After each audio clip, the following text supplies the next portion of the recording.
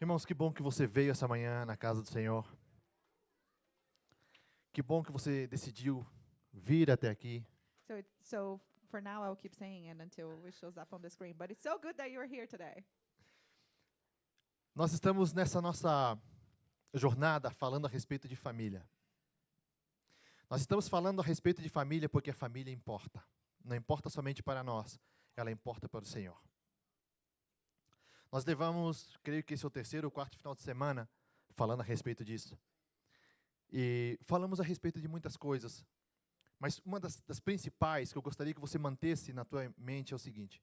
Primeiro, o Senhor, Ele se importa com a família. E existe uma razão para isso. Ele não se importa com a família porque ela é importante simplesmente para você.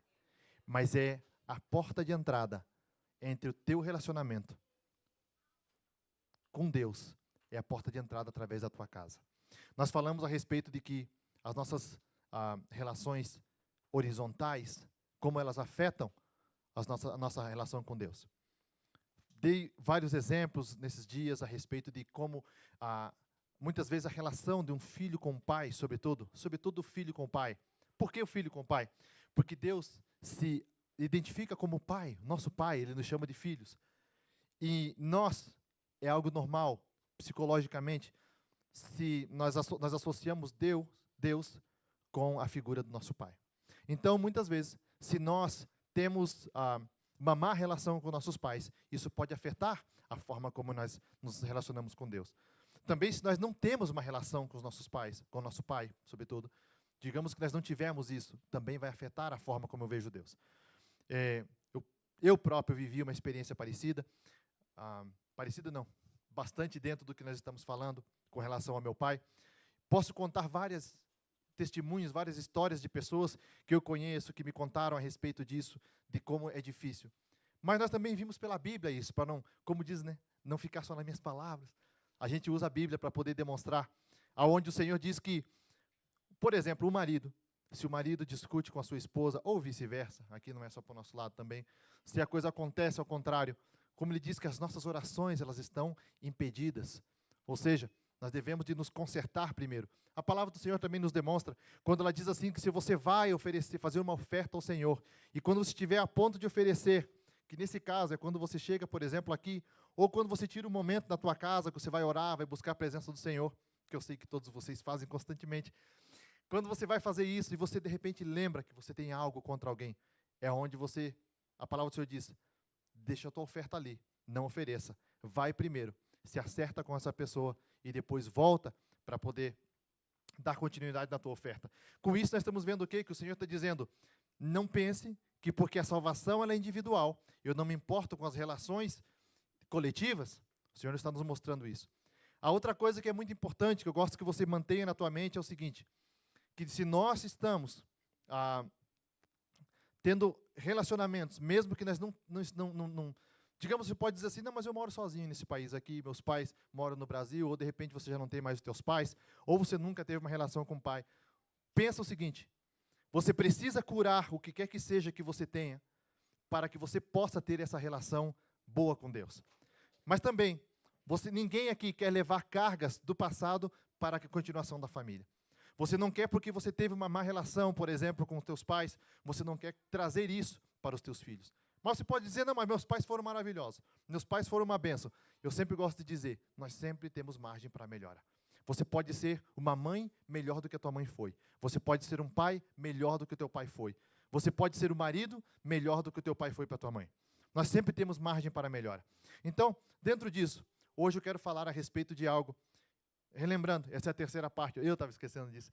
A terceira parte é, nós não estamos aqui para solucionar problemas. Nós estamos aqui tentando resgatar uma visão dos valores da família que o Senhor tem. Por quê? Como eu falei outro dia, de repente, já existem relacionamentos que não tem mais como serem consertados. Um pai e um filho que cresceram a vida inteira e eles não tiveram um relacionamento bom, mas o pai já morreu. Esse relacionamento não pode ser mais consertado para trás, mas esse jovem, essa pessoa, ele pode mudar o futuro, ele pode fazer diferente. Então, Casamentos, por exemplo, pessoas que foram casadas 3, 4 vezes antes de serem convertidas, esses relacionamentos já não têm mais como serem consertados, mas ele pode fazer melhor daqui para frente. Então, a nossa intenção aqui, com tudo isso, é resgatar a visão dos valores. Então, e hoje, nós queremos resgatar valores, literal, não é só a visão, valores perdidos dentro do lar. Qual a diferença? Por que um eu estou falando que é resgatar a visão e o outro é resgatar os valores? O primeiro é, porque como eu já dei exemplos, existem relacionamentos que não podem mais serem consertados. Agora, resgatar valores perdidos dentro do lar, coisas que nós estamos vivendo agora. Todos nós estamos vivendo algum tipo de relacionamento. Todos nós estamos, talvez, volto a falar, de repente você não está mais, você está sozinho aqui, por exemplo, mas você vai entender no final da palavra o que eu estou dizendo quando é resgatar valores perdidos no lar. Eu gostaria que você abrisse a tua Bíblia lá no livro de Lucas, capítulo 15, e versículo 8 ao 9. É uma passagem conhecida. Não quero criar uma doutrina em cima disso. Isso aqui é uma parábola. E em cima dessa parábola nós vamos usar ela para a gente trazer exemplos para o nosso dia a dia e para a nossa família. Lucas, capítulo 15, e versículo 9. 8 ao 9.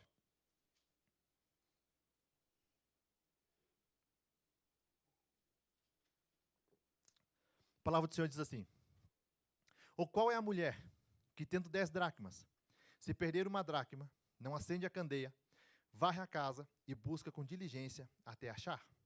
E achando-a, convoca as amigas e vizinhas, dizendo: alegrai-vos comigo, porque já achei a dracma que se tinha perdido. Irmãos, vou contar um pouquinho só do contexto. Uma dracma, nessa época, era uma moeda romana, era o valor correspondente a um dia de trabalho. Então, cada vez que eu falar de dracma, você lembra quanto que você ganha por dia? Esses 1.200, 1.300 dólares que você ganha por dia, coloca lá. Amém? Amém? Aí acordei o povo, glória a Deus. Então, cada vez que eu falar da dracma, você lembra disso. Esse valor que essa pessoa ganhava, um dia. Só que nós acabamos de ler que ela tinha quantas dracmas? 10. Muito bem, gostei da resposta. 10 dracmas eles tinham. Ela perde quantas? Uma. Ela perde 10% desse valor. Se nós olhamos, é um pequeno valor. Alguém pode dizer, não, mas esses 1.200 que eu ganho por dia é bastante? Sim, mas só que se você ganha 1.200 todos os dias, você vai dizer, é um valor irrisório? É um dia de trabalho. Certo? Mas a palavra do Senhor nos mostra que essa mulher agora, ela não se importa, porque é somente um dia, porque é somente uma dracma, ela se importa com isso e ela começa a ir atrás. Nós vamos usar a dracma hoje mostrando valores familiares. Muitos de nós, aonde que essa mulher perdeu essa dracma? Em casa. Ela não perdeu do caminho do trabalho até em casa, ela não perdeu por aí, ela não estava no banco. Não importa. Eu lembro uma vez que o meu irmão, nós éramos pequenos, meu irmão que era mais velho do que eu, tinha começado a trabalhar e recebeu o primeiro salário dele. Recebeu o primeiro salário. Eles tinham colocado assim, tipo, enroladinho, tipo num papel, o patrão dele entregou o dinheiro e a gente saiu e ele perdeu todo o salário dele. Todo. O mês todo. Não estamos falando aqui de um dia de trabalho. Ele ficou muito triste. Todos nós ficamos. Mas, nesse caso, essa mulher, ela perde a dracma onde? Dentro de casa. Perder coisas dentro de casa é algo normal. Que se diga a nós, Renato, onde está a nossa chave para abrir a igreja hoje? Verdade? Mas, irmãos, o que acontece? Quando nós... essa simbologia, essa parábola que eu quero trazer hoje, volto a falar, o contexto para tudo vai estar na palavra do Senhor, mas eu não quero criar em cima disso. Nós todos sabemos que essa história da dracma, ela tem uma outra simbologia, ela tem um outro significado, mas eu quero usar isso hoje para exemplificar para nós hoje algo dentro da nossa casa. Muitos de nós, todos nós aqui, eu quero me incluir nisso, todos nós estamos perdendo coisas dentro da nossa casa, nós estamos perdendo valores familiares, porque é isso que a dracma representa hoje. As 10 dracmas representam uma totalidade, representam algo que fecham para nós, algo que deve ter selado, uma totalidade, ok? Todos estamos de acordo? Agora, quando essa mulher começa a perder algo, é igual que nós estamos perdendo coisas, estamos perdendo valores dentro da nossa casa. E aqui nos mostra que são pequenas coisas pequenas. Pode ser Pequenas coisinhas que nós estamos começando a negociar. Valores que nós aprendemos no passado, valores que a Bíblia nos fala, mas agora, muitas vezes, porque nós começamos a entrar muito na internet, e não estou falando que isso é bom, mas só que nós começamos a entrar muito na internet e procurar coisas para justificar ações nossas. Esse é o grande perigo. Eu não sou contra vocês entrarem na internet, eu não sou contra pessoas estarem assistindo pregações de outros pastores, eu não sou como se diz, ciumento, não é isso. Mas o que eu quero dizer é o seguinte, você não pode, muitas vezes, muitas pessoas vêm discutir comigo a respeito de muitas coisas, a respeito do dízimo, a respeito de salvação, a respeito das coisas futuras. Mas só que muitas vezes eu noto que essa pessoa ela não tem um conhecimento profundo da palavra. O que ela tem é uma opinião formada em cima de coisas que ela está vendo, está assistindo, ou seja, não tem uma profundidade naquilo. Agora, a pessoa chega para mim, e eu não vou dar resposta agora, a pessoa chega para mim e diz assim, pastor, tem alguma coisa de errado com tatuagem, por exemplo?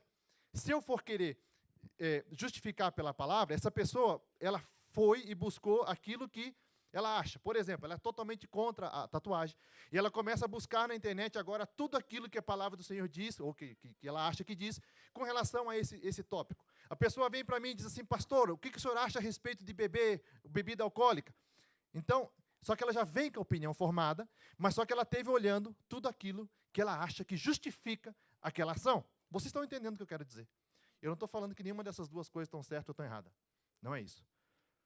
Esse não é o ponto. O que eu estou querendo dizer é, muitas vezes nós estamos nos alimentando de coisas para tentar justificar atitudes. Ah, não, pastor, mas só que o contexto disso foi escrito em outra época. A época que isso aqui foi escrito, essas coisas não existiam. Então, nós começamos agora a tentar justificar atos, para achar justificativas para atos nossos. Isso nada mais é do que nós começarmos a perder valores daquilo que nós não deveríamos de perder. Quando nós não queremos mais tomar a Bíblia, a palavra do Senhor, como uma fonte, como a única fonte, base para todas as nossas coisas, nós já começamos a ter um problema. No trabalho onde eu estou agora, eu estou aprendendo algo que é interessante.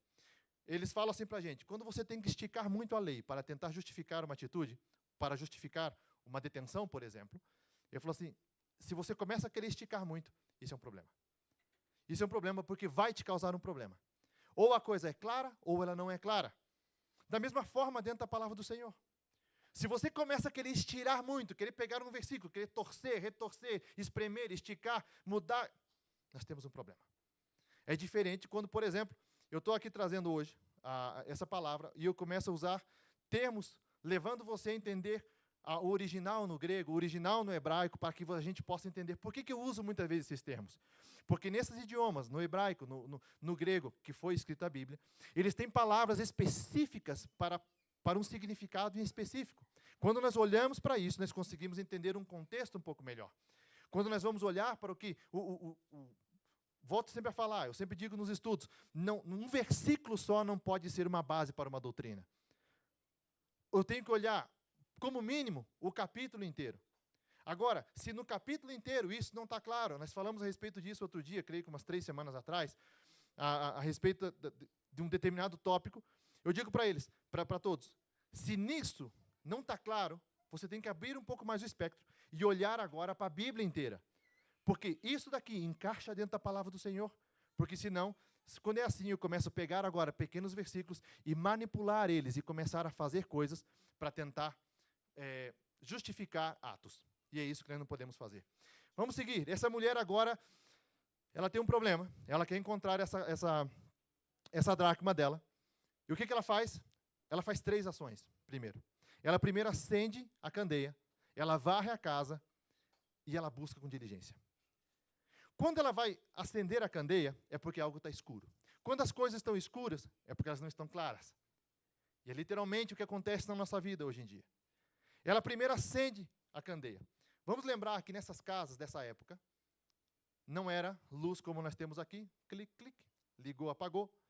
E também temos que lembrar a estrutura da casa. Geralmente, não era um chão bonito igual nós temos aqui. Não é um chão bonito igual você tem na tua casa. Não é o porcelanato que você tem na tua casa no Brasil, que você está comprando lá. Amém, William? Aquela mansão lá em Goiás? Então, não é aquilo. Era um chão batido, muitas vezes, de terra. Era um chão normal, era escuro. Agora, essa mulher, ela acende a candeia. Por quê? Por alguma razão, aquilo estava escuro. Quando ela faz isso, ela começa a trazer o quê? Dentro da sua casa? Luz. Da mesma forma que nós devemos de fazer para a nossa vida. Se nós olhamos a palavra do Senhor, lá no Salmo de 139, a palavra do Senhor diz assim: sonda, ó Deus, o meu coração, e vê se há em mim algum caminho mau. Quando nós resolvemos trazer luz para dentro da nossa casa, para dentro da nossa família, o que nós estamos fazendo é dizendo assim: Senhor, pode ser que eu estou fazendo algo errado, que eu tenho certeza que nós estamos. Será que eu estou negociando valores contigo? Será que eu estou negociando valores da tua palavra? Então, sonda-me, ó Deus, e vê as intenções do meu coração, por que é que eu estou fazendo esse tipo de coisa. Porque muitas vezes nós, como pais, queremos fazer as coisas melhores o possível para acertar e nós acabamos errando. Então, quando o salmista diz assim: sonda, ó Deus, e vê se há em mim algum caminho mau, e guia-me pelo caminho reto. Devemos nós fazer a mesma coisa, fazer como essa mulher, acender a luz. Agora, se ela acende a luz, ela soluciona o problema da escuridão. Mas só que nós vemos que ela tem uma segunda atitude, ela vai varrer essa casa. Por que ela precisa varrer a casa? Quem varre uma casa limpa? Varre a casa limpa para poder manter a casa limpa, certo? Mas nesse caso, ela perdeu algo, o que nos indica que essa mulher estava suja. Ou seja, a casa estava suja. O que a sujeira ela simboliza? O que a sujeira traz para os nossos dias? Ela traz o pecado. Então, de certa forma, e provavelmente, isso aqui entrou, como que a sujeira vai entrar dentro da casa? As mulheres aqui sabem perfeitamente. Quando eu digo as mulheres porque nós homens somos os que deixamos as portas abertas, janelas abertas. A gente abre a janela, abre a porta, se tem um dia de vento, o que acontece? Se tem muito vento, quem deixa a casa aberta? Ninguém. Vocês fecham a casa por quê? Por causa do pó. Vai encher de pó, certo? Dia que está muito quente, talvez você tenha que fechar a janela também, porque senão entra o quê? Mosquito, mosca, certo? Todas essas coisas que ninguém quer. Ou seja, nós começamos a ver agora que agora ela vai. Provavelmente essa porta estava aberta, essa janela estava aberta e encheu de sujeira. O que isso nos diz, irmãos? Eu creio que todo mundo já está entendendo o que eu estou falando. Nós estamos abrindo pequenas portas e pequenas janelas da nossa vida, deixando que determinadas coisas entrem dentro da nossa casa. Quando nós começamos a fazer isso, quando nós começamos a abrir essas pequenas portas, e deixa eu dar pequenos exemplos para você. Por exemplo, uma grande brecha, uma grande porta que a gente abre é quando nós deixamos de ler a palavra do Senhor. Outra grande brecha, outra grande porta que nós abrimos é quando nós começamos a permitir coisas que não deveriam ser permitidas. Irmãos, se vocês soubessem a quantidade de coisas que muitas vezes a gente escuta, exemplos, igual alguns dos que eu dei antes, pessoas que vêm com a gente com uma ideia descabelada, que eu não sei de onde é que eles tiram aquilo, mas estão tentando justificar uma atitude. Uma pequena sujeira que pode acontecer, por exemplo, sobretudo quando a gente fala a respeito de pornografia, todo mundo, essa palavra não deveria nem ser usada na igreja. Sim, essa palavra não deveria nem entrar dentro da tua casa. Agora, quando a gente olha, a gente já pensa isso no pior disso. Por que eu estou usando esse exemplo em concreto? Porque para os casais, a pornografia, vocês não têm ideia, vocês não têm a menor ideia de quão terrível é dentro de um casamento isso. O prejuízo que traz para dentro de uma relação, para dentro do matrimônio, vocês não conseguem ter a ideia a respeito disso. Deveria até vou dar a ideia para o Aristides fazer um estudo a respeito disso e falar em concreto desse tema, desse tópico. Agora, nós sempre pensamos, quando falamos a respeito de pornografia, pensamos no pior. Mas só que, irmãos, lembra bem todas as coisas que você está assistindo. Lembra bem de todas as pequenas coisinhas que você está deixando entrar. Isso são sujeiras que estão entrando dentro da tua casa. São pequenos vídeos, são reels, são filmes. Atenção, cuidado com os filmes. Mas é tão bonito. Irmãos, tem filme de romance que é mais sujo quase do que um filme de pornografia. Eu não lembro qual foi a última vez que eu vi televisão, porque ultimamente eu ando sem tempo. Mas se a gente olha para os filmes de hoje e você faz uma comparação, eu tenho a minha cunhada, e há muitos anos atrás, quando eu falo muitos anos atrás, ela colocou uma frase em cima da televisão lá em casa, quando a gente morava na Espanha. Ela botou uma frase, ela dizia assim: o Senhor Jesus assistiria ou veria o que você está assistindo? Isso deveria de ser a proteção de pantalha do nosso computador, dos nossos telefones, do nosso computador e da televisão. Cada vez que ligar, devia sair essa mensagem para a gente. Lembra que o que você for ver, o Jesus também está assistindo. Seria importante isso, não? Isso, irmãos, é começar a fechar as portas e não deixar que a sujeira comece a entrar dentro das nossas vidas. Mas pastor, agora o que eu faço se eu já fiz isso? Agora o que eu faço se a sujeira já começou a entrar? Faz como essa mulher. Levanta, acende a luz da palavra do Senhor e começa a limpar a tua casa. Começa a limpar a tua casa. Começa a varrer, a remover essa sujeira. Eu vou ter que correr, porque agora que eu me dei conta que são 10h41. Terceiro passo, irmãos, que essa mulher fez, ela procurou com diligência. Ela procurou com esforço. E existe uma parte do versículo que me chama a atenção, que diz assim, que ela procurou até encontrar. O significado do até é algo que diz assim, constância, sem parar. Porque esse é o grande problema. Muitas vezes nós começamos a fazer algo. Quantos de nós, eu lembro quando eu era criança, gente. Eu lembro quando eu era criança, chegava na presença de Deus, eu orava e dizia, Deus, olha, agora vai ser assim, agora vai ser assado. Eu estabelecia os próprios parâmetros que eu não ia conseguir fazer, mas eu colocava aquilo. Uma semana depois, irmãos, eu tinha até esquecido daquilo. Quando o nosso grande problema é a constância em fazer aquilo que a gente precisa fazer. Existem determinadas coisas na nossa vida que a gente pode levar um pouco mais de tempo. Vocês lembram quando eu preguei a respeito de oração, de jejum, o que eu dizia? Não assuma um compromisso maior do que você não pode fazer. Se você quer começar a ter um relacionamento com Deus, diz assim, Deus, eu vou começar a fazer 10 minutos de oração por dia. Uma experiência que eu tive muito grande quando eu comecei a ter essa busca pelo Senhor era, eu tirava o meu relógio, naquela época a gente não tinha os telefones como a gente tem agora. Não estou falando que eu sou velho, mas eu tirava o meu relógio, eu tirava tudo e eu ia, me colocava na presença de Deus, que eu não queria me importar se eu tinha ficado 5 minutos, 1 hora, 2 horas. Igual que as pessoas que falam, eu oro 2 horas. Bom para você, tem muitas pessoas que não conseguem. Mas eu não queria me importar com o tempo. Minha intenção era entrar na presença de Deus e ficar ali. Agora, se nós vamos fazer, só que existem determinadas coisas que nós devemos de tomar uma atitude um pouco mais violenta. E essa é uma delas. Salvo que você tenha, como é que é aqueles distúrbios que a pessoa não consegue se concentrar, como é que é ADD? ADD. Salvo que você tenha isso, que você vai dar umas 2 varridas na casa e depois você esquece, o que eu estava fazendo mesmo? E vai fazer outra coisa. Ou normalmente você pega algo e você termina essa tarefa. Isso é o mais normal que a gente faça. Esse até dessa mulher, ela diz assim, gente, enquanto eu não encontrar essa dracma, enquanto eu não restituir os 100% da minha casa, eu não vou parar. É isso que essa palavra traz para nós. Essa decisão de dizer assim, ok, eu tenho errado, eu tenho permitido pequenas coisas entrarem dentro da minha casa, mas isso acaba agora. É uma atitude, é uma decisão de você sair daqui hoje, porque esse é o grande motivo dessa mensagem hoje. Não é trazer informação, não é trazer instrução, não é simplesmente falar o que a palavra do Senhor está nos mostrando, mas te inspirar a você sair daqui hoje e dizer assim, eu vou começar a fechar essas brechas e janelas que eu tenho na minha casa, que eu tenho permitido que entraram. Por exemplo, nós que somos pais, porque eu usei apenas um dos exemplos, irmão, nós podemos ficar aqui a manhã inteira falando e vai faltar tempo. Mas por exemplo, nós como pais, temos mais cuidado daquilo que nossos filhos estão vendo. Começar a fazer as coisas intencionais, a ensinar para eles a palavra do Senhor. A dizer assim, olha, eu não sei como fazer, mas eu vou começar a fazer 1 vez por semana, por exemplo. Escolhe um dia que você sabe que vai ser possível, reúne todo mundo. E senta naquela mesa e começa a falar a respeito da palavra do Senhor.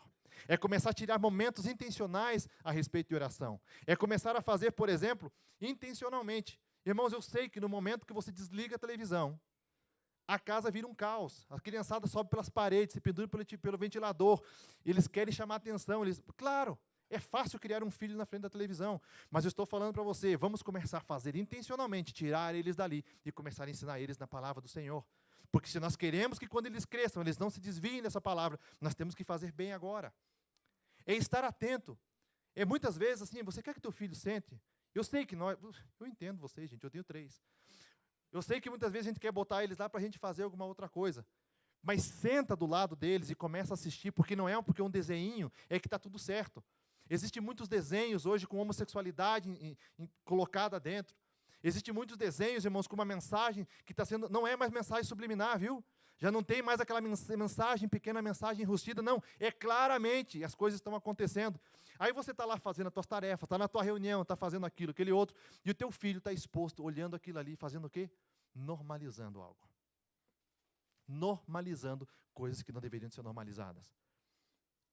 Muitas vezes você fazer o seguinte, existem tantas plataformas evangélicas onde tem material educativo para crianças, você diz assim, deixa eu ver, eu tenho essa plataforma que eu pago para mim poder assistir os vídeos, isso, aquilo. Tira uma dessas e faz um investimento em cima do teu filho e vai pagar outra. Eu não quero citar nomes aqui, mas eu tenho certeza que muitas mães aqui, elas têm esse conhecimento, você pode perguntar para muitas. Existem muitas plataformas que têm bom material para que você possa educar o teu filho nos caminhos do Senhor. É necessário que a gente comece a fazer esse tipo de coisa. É necessário, por exemplo, que a gente comece a fechar brechas. Irmãos, deixa eu contar algo rápido aqui. Eu sei que são 47, mas eu preciso contar rápido.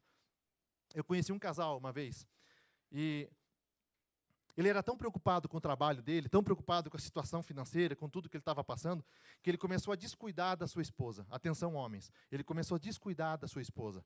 A esposa também trabalhava, a esposa também fazia as tarefas dela, mas quando foi um dia, o motorista do ônibus, aonde ela pegava para ir trabalhar todo dia, começou a flertear com ela, a fazer chaveco. Começou aquilo. E quando eles viram, eles estavam a ponto de terem uma relação. Um casal que ia na igreja. Vocês estão entendendo o que eu quero dizer? É a gente começar a estar mais atentos, irmãos. Vamos começar a trancar. A minha mulher sempre fala para mim isso, porque ela que está sempre revisando a porta lá de casa. Ela sempre que revisa a porta lá de casa. Eu não vou dizer que eu não vou dizer que eu não revisava todos os dias, mas sim, aconteceu de muitas vezes ela pegar a porta aberta porque eu esquecia de verificar essa porta. Dentro da nossa casa, física, literalmente, se a gente esquece uma janela aberta e nós estamos em casa, ou nós esquecemos uma porta aberta, não é um big deal se a gente for parar para pensar nisso.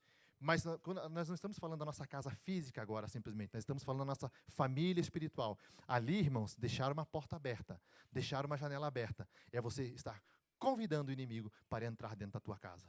Então vamos ser mais cuidadosos com isso. Seja mais cuidadoso com aquilo que você assiste. Seja mais cuidadoso com aquilo que você fala. Seja mais cuidadoso com aquilo que você faz. Seja mais santo. Essa é a palavra. Amém? Irmãos, eu tenho mais coisas. Não posso. São 48. Te convido a você ficar de pé. Mas eu creio que você entendeu a mensagem a respeito do que nós devemos de fazer. Existe uma parte que é no final dessa mensagem.